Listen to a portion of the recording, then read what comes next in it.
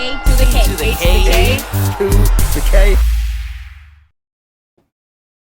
Is CM Punk returning to WWE at Survivor Series? The Rock has returned to WWE, but will he be facing Roman Reigns at WrestleMania?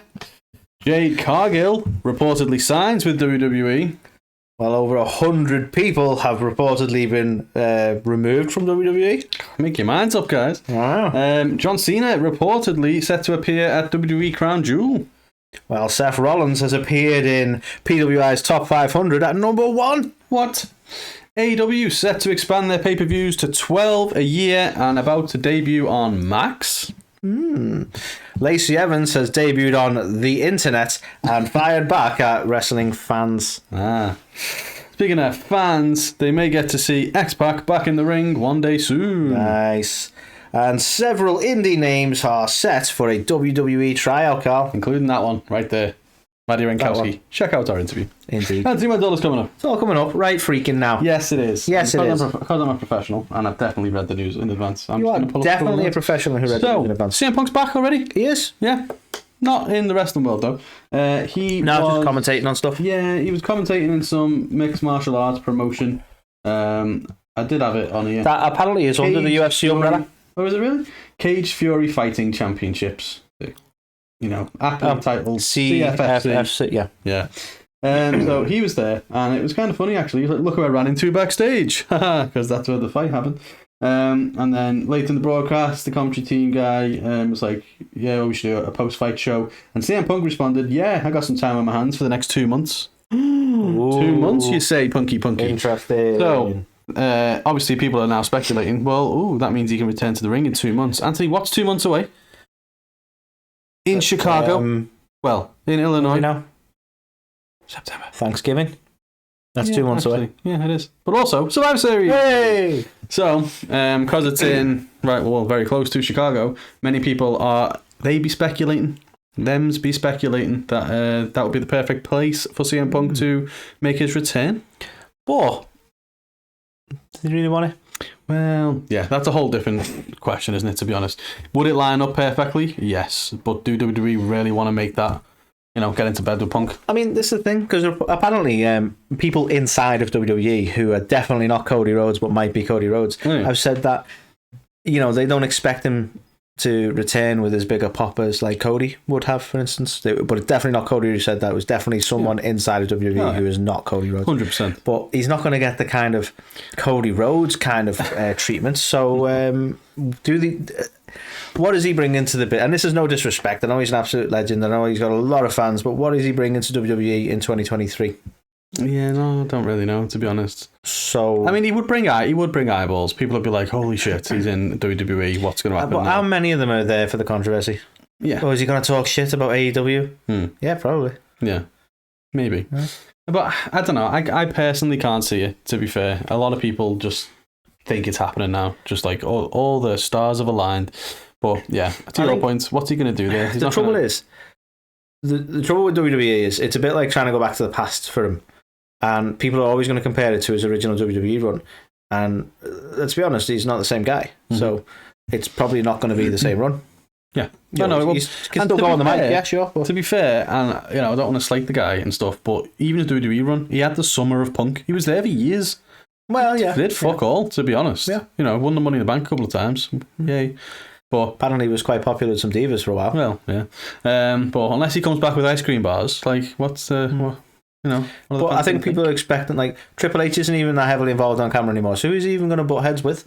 He's another one who needed an authority figure. They'll bring back figure. Kevin Nash, and then he can also feud with LA Knight, because that's, the thing. But he's someone who needed an authority figure as well. Yeah. So the way WWE runs right now, who is it? Was it just going to be him and Scrap Daddy? Is he still around? I think so, yeah. So, and he did wrestle Ring of Honor for a bit, maybe they faced off, I'm not too sure. But yeah, I think... if he came back, there would obviously be the inevitable thing with Roman and Paul Heyman, and where does his allegiances lie? Well, yeah. He could do stuff with Seth Rollins. Reportedly, he wanted to work with Kevin Owens. So who knows? But personally, I can't see it. But could you imagine that's one way to make Survivor Series back as one of the big four of the year? Yeah. To be fair, that would definitely get eyes on the product. But not as big as when Cody came back. Oh yeah. Well, obviously, nothing can compare. No, nothing. It's like it was Hulk Hogan levels of return for Cody. It was. I mean, it kind of was, actually. I'm trying to talk shit, but I mean, even you were surprised. You were shocked. So because he was meant to be on Ring of Honor, so it really shocked me when that didn't happen. Yeah, the story you invented in your mind. Yeah, that one, yeah. So, yeah. So calm. The Rock. He's back. He came back at Smackdown out of nowhere. So Wild Rock appears, and apparently this is absolutely nothing to do with the writer's strike at all, and them having free time on his of course not. Yeah. But no, we know he's back. We know that he seems to be back for a little bit at least, because he's got some free time. Although apparently he was there to watch like a college football game, so he kind of just popped in, kind of. It makes you think. Well, the big question is, and him speaking recently on interviews, because I can't remember which one it was, the suggestion is that they have always had something slated in for him and Roman, that they were talking WrestleMania 39. Yeah, that's the one. And obviously things didn't align with that, and they didn't want to do anything during the pandemic, and then obviously Hollywood seemed like a good idea, but it's kind of like he's not committed to anything, because at the end of the day it's like, well, right now it's possible, but you know, if Hollywood kicks back in or XFL does something drastic or something like that, you know, we just don't know. So he's been quite non-committal over it, but I think personally, if they're making The Rock appear on screen, and although he didn't directly get involved in the Bloodline stuff, they know that the fans are going to go Rock and Roman straight away.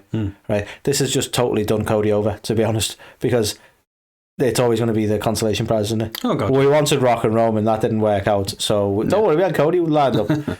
And, you know, Cody's there doing his best CM Punk now. You know, he should be the main event. Oh, yeah.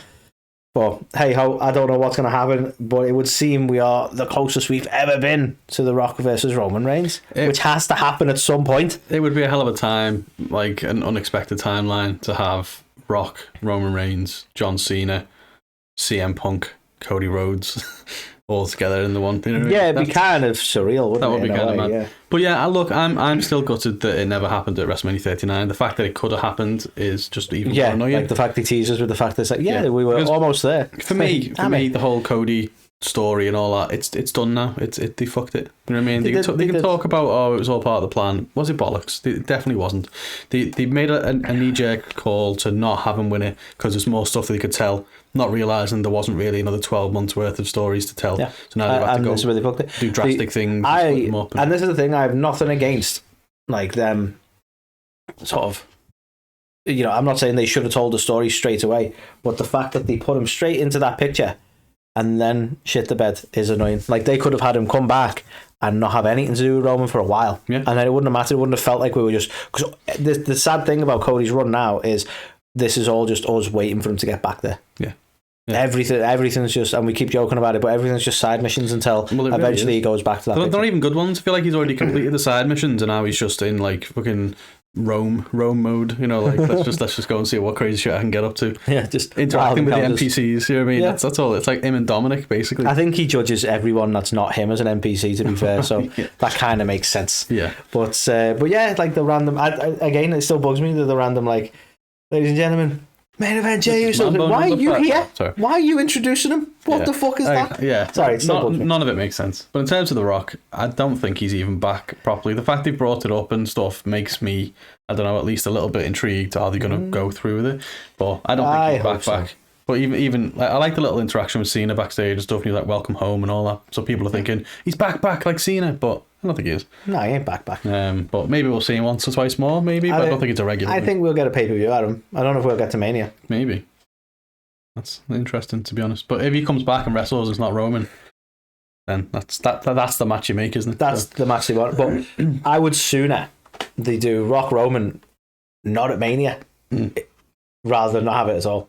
Well, if the option is he's back for a short time, let's get it done. I mean, it could be the biggest Survivor Series ever. You have Rock and Roman in Survivor Series, CM Punk rocks up at the end. Roman's then got Punk at the Rumble ahead of WrestleMania. Cody comes out like, what about me? Yeah, basically. It's always about you, isn't it? So, yeah, we will see. About you, isn't it? We'll see. Speaking of things we might see and people that we might see crop up in WWE, indeed, Jade Cargill is done with AEW.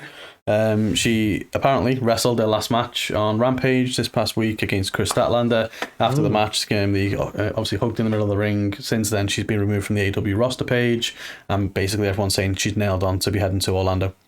So it looks like she's going to the Performance Center first. I mean, if they bring her in on NXT, that's a massive waste in my eyes. Look, here's the trouble that we've got with Jade, right? And I'm going to start by saying, I know this seems like pretty much a lock, right? Because the skeptic in me goes, well, neither AEW or WWE have said anything substantial. Obviously, Tony has said she's always welcome in AEW, but that could just be a red herring, right? So part of me's going, she might be staying there just fucking with us.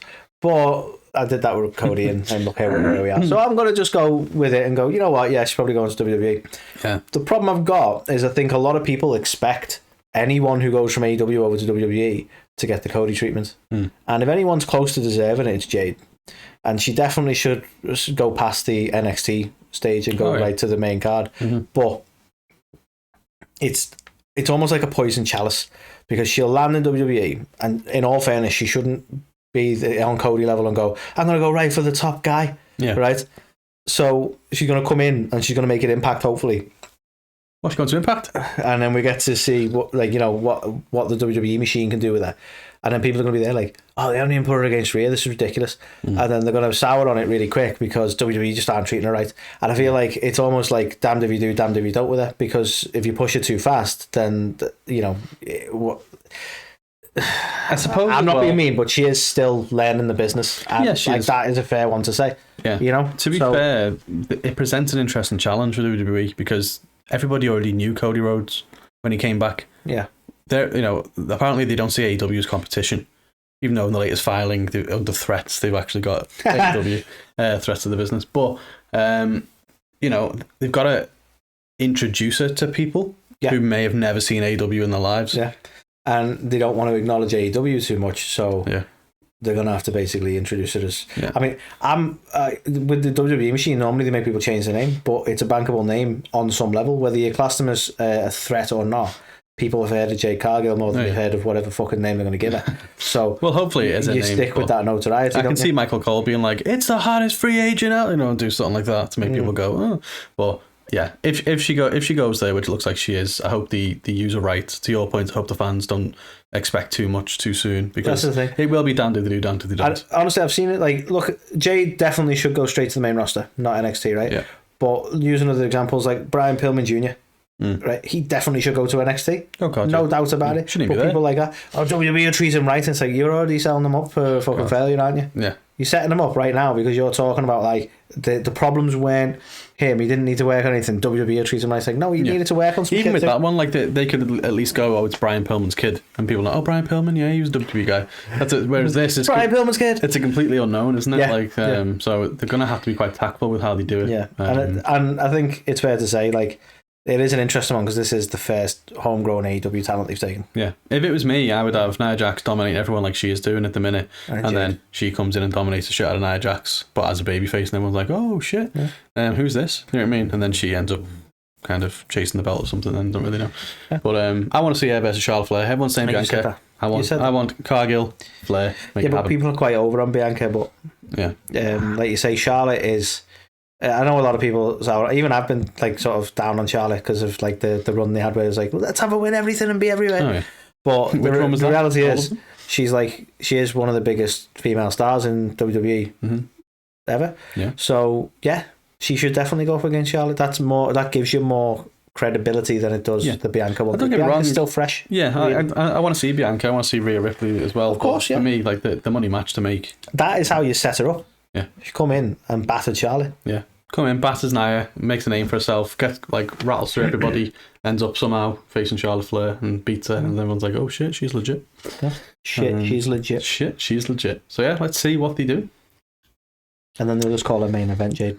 Yeah, probably. So, Carl, this is a bit of a sour one. It's one of them things where it's kind of not laughable when I say this, but like it was known as Black Thursday when they sacked less people than this. Yeah. But because they were on-screen talents, it hurt more, right? And I get that, because people who aren't on screen don't matter. Don't you know this? 100 people have been released by TKO as part of the merger, WWE, UFC coming together. So the new TKO company have released 100 people. So there's a bit of a dark day where there's a lot of calls going around, and this is all backstage. So this is not talents we've seen on screen that is yet to be seen just yet, but this has been on the production side, notably things like marketing, graphic design. I believe analytics took a massive hit, originally being a team of 17 and right down. So there's been a lot of layoffs in areas that, to be honest, you'd expect it. It doesn't make it any more palatable. There's people who've unfortunately lost their livelihoods, but with a merging of two companies like this, there's going to be a shit ton of crossover. Yeah. What's interesting to me, though, we haven't heard about any releases from the UFC side, have we? And I know like Endeavour already own them anyway, so maybe they've already kept it pretty lean.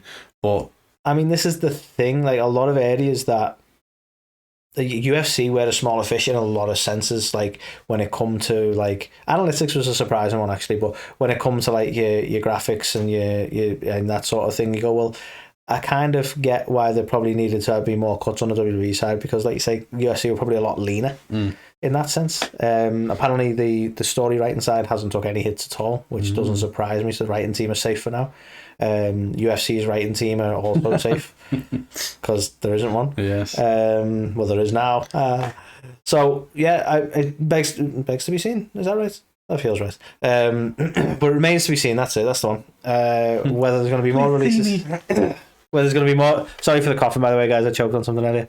It's a sound. That didn't sound worse. It was food. That way. It was food. It was food.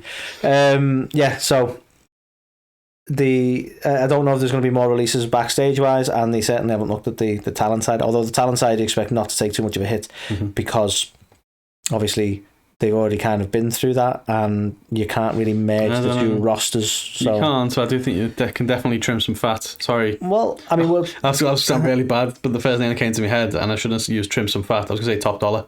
Okay. I didn't mean it that way. I just So, sorry. For me, and we'll talk about it a little bit later, but what I find interesting is WWE's renewed interest in indie talents, which they actually stopped for a very long time, and we'll talk about that. So, speaking of things maybe we want to talk about, keep this one short and sweet, but how do you say the name of the place? Like, if it was Jeddah, I'd be able to say it, but it's like Riyadh or something? Saudi Arabia? I don't know. That's how you say it, yeah, Saudi Arabia. Ah, okay, cool. But yeah, so there was a post on like the Riyadh like Twitter feed or something, basically announcing some of the stuff that's coming up, and one of the things they've announced is Crown Jewel is coming November 4th this year, and advertised for said show, John Cena. It's quite an easy one this though, isn't it? Because they can advertise him for the show. Yeah. Him not be there and be like, but he's there. You can't see it. That age-old joke. I've also realised that as Scousers, we struggle with Saudi names in general. Yeah.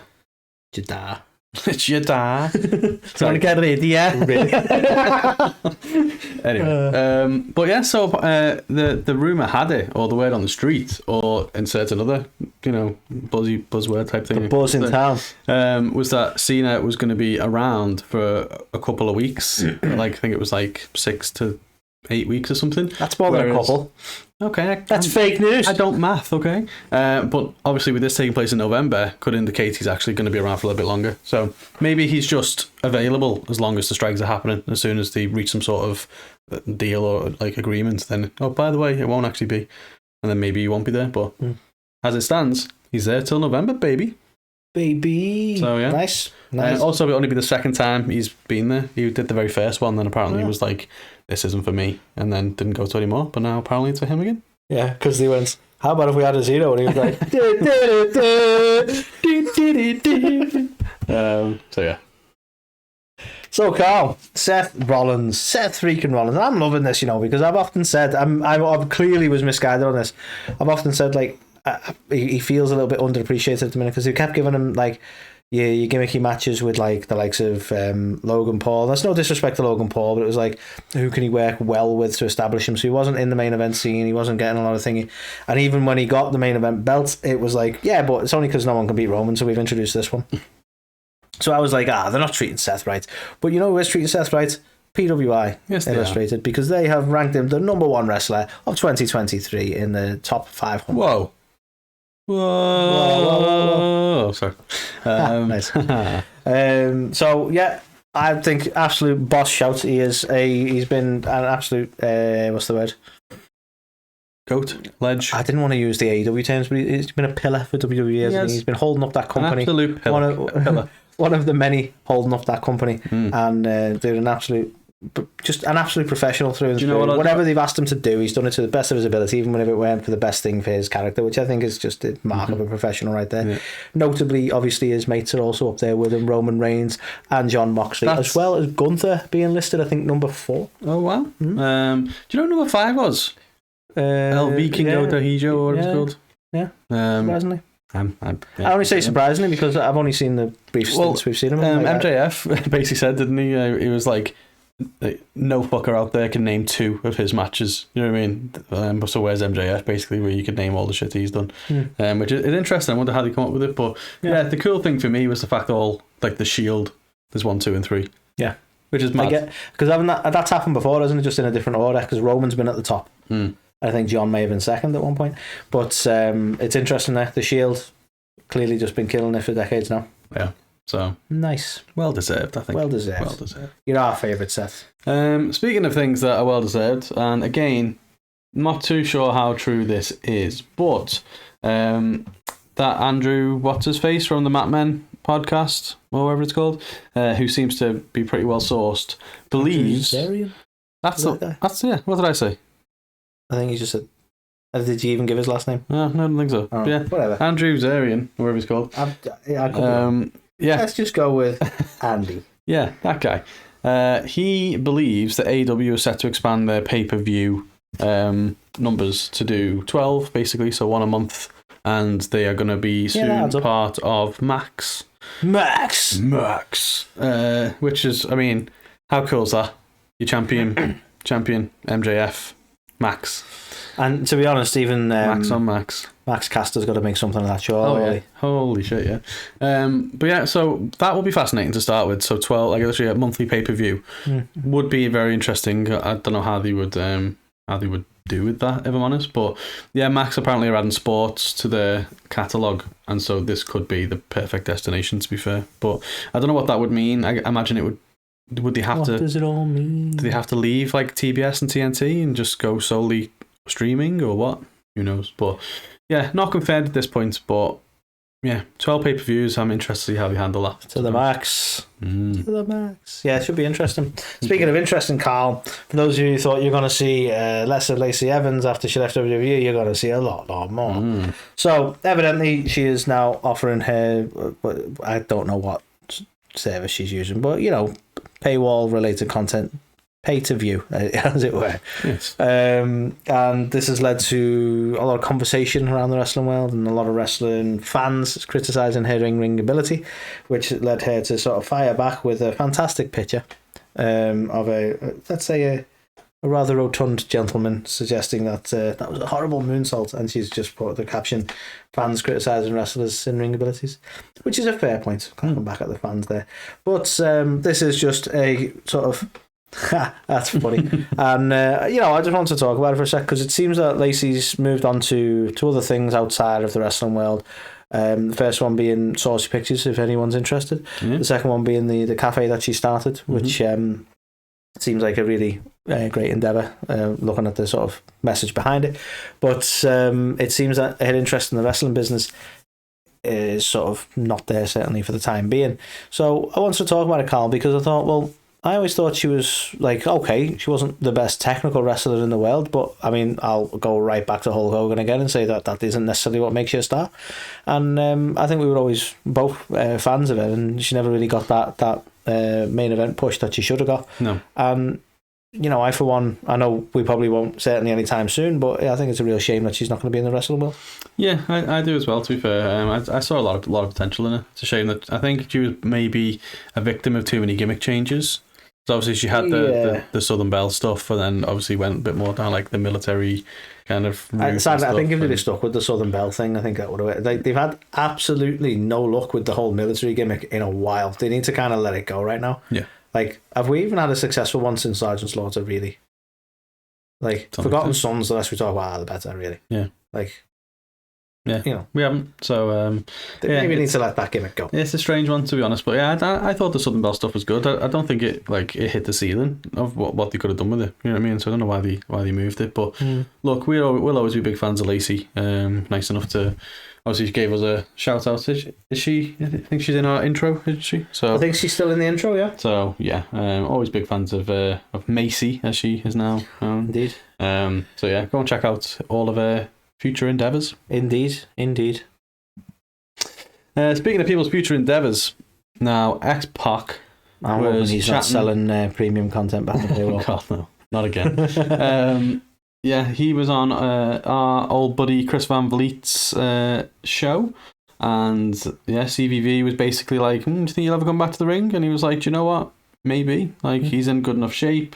He said, it was interesting the way he phrased it, but he was like, yeah, in some kind of multi-man match or something like that, I could absolutely do all my old shit and stuff like that. So it's like, that's interesting. I mean, he's really sort of turned himself around, looked after himself, hasn't he? Like, he was, I think, the last time they did like a DX reunion, he was in like the best sort of physical shape out of them all, wasn't he? Yeah, I'm really happy for him, to be honest, because I think he was somebody that you thought this isn't going to end very well. Yeah, it totally could have gone the other way at one point. Yeah, you know, you look at obviously like Scott Hall and stuff, who was able to bring his life back around and still passed away and stuff like that. Yeah. You know, the fact that, you know, he's still here and he's in great shape, and obviously people really like him as well. Apparently he's like just such a good guy. So yeah, but not like a Shawn Michaels like good guy where it's like, fuck yeah, we get it. I kind of want to antagonize you. Sorry. Fucking hate that guy. But yeah, I'd love to see him back. I'd love to see him back at the Rumble. It's been rumoured for like the last 3 years. Like just do it. Cool. Just imagine, play the music. Make some noise. Yeah, X-Pac.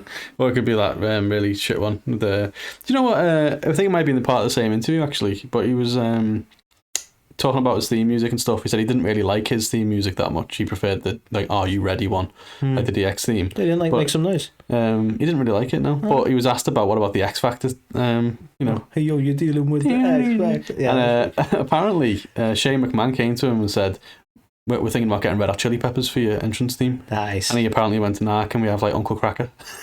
What? So apparently, why he did it to himself. So, so that's funny. What a mistake there. But I'd love to see him back. Love to see him come back at the Rumble with Uncle Cracker. With Uncle Cracker, yeah. Nice. So let's see. Speaking of let's see, Carl, as mentioned earlier in the news, WWE have set to have a number of tryouts with indie wrestling talent, which is an interesting one because they kind of stopped doing that for a while. Yeah. Like there seems to be more of an interest in homegrown. But we're seeing 3 notable names I'll mention are Richard Holiday, MLW, former stablemate of MJF, and the partner of Alicia Toot. Brogan Finlay, the son of Fitty. Mm-hmm. And lastly, a friend of the show, a former guest of the show, Carl, Maddie Renkowski, is also fucking sign her So there's a number of names there. Sign her well, you've said she's ready. She's been ready for ages. But there are a number of names listed there, but they're the 3 that stuck out to me because obviously Richard Holiday was quite notable for his time in MLW and sadly his battle with I want to say lymphoma. And obviously it's great to see him on the other side of it. It's great to see him getting a tryout in WWE. He was a super talented guy. Obviously, Finley's son is always gonna you see the interesting though. He wasn't interest in him. He wasn't trained by Fit, which is mad. Like, if your dad's that good and trains people, I don't know. I suppose it's a bit like can you teach your own kids? Yeah, maybe. And Maddie, you've said for a while she's a when star, they sign her and when they bring her in and she becomes the new tag team partner of Chelsea Green instead of Piper the Viper, we'll go back to our interview where I was like, this is what you need to do. And she'd be like, I'd like to do that. And we'd be like, you're welcome. Boom. So, interesting one. We'll see if this, we'll see what comes of the tryouts, what comes of the future of the WWE this week hiring taking system. Place, isn't it? Apparently, but so I've always thought they clearly have had more success finding talent on the indies than they have creating their own. And that's no disrespect because they have created some successful on their own, but you already know the chops kind of when you look through the indie scene, don't you? So I like that they're doing this again. Yeah, me too. You know? Like, don't get me wrong, they've also seen success with like hiring athletes and stuff, and some of them have turned out to be amazing. Not so many recently, I suppose. Like back under like Jim Ross, for example, they used to go and sign loads of like football players or like amateur college wrestlers. Well, it is. I mean, sadly, it's always a coin flip, isn't it? You can be a natural athlete and you could be rubbish wrestler. It's just one of them. Sometimes it works out. Sometimes, like, Kurt Angle has been the most notable sort of, like, what's the word? Like, transition. Yeah, it's like the most unusual, I suppose, transition. You don't get anyone who took to it as well as Kurt, like, ever. Like that, you never will. It's unreal that, like, the way he turned from the actual amateur wrestling scene to, like, being one of the best fucking funniest things in WWE was just amazing. Like, he doesn't deserve to have the mic skills he has, but he's fucking got him. Nice. So absolute legend, Kurt, and I said there'll never be another like him. No. But yeah, obviously wish all of them loads of, like, luck and success. Hopefully loads of them get signed. But definitely Maddie. A little slide tidbit at the end there, Carl, for you, while we're talking about the Performance Centre. Oh yeah. A notable young talent has been spotted there as well recently.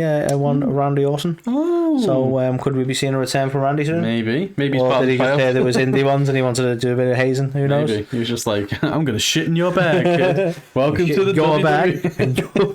You're getting shit in your bag. You're getting shit in your bag. But yeah, obviously Maddie the baddie needs to bring it home. Indeed. And I honestly hope they sign it. So yeah, another fun-filled episode of the news. The Ringside Reports is what it's still called. We just it don't is label apparently, it that. yes. But yeah, if you're watching this, thank you very much. Leave a like, a comment, subscribe on UbiTubes. If you are if you're listening to this, then give us a good rating as well, please. Thank you very much. And we will catch you on the next one.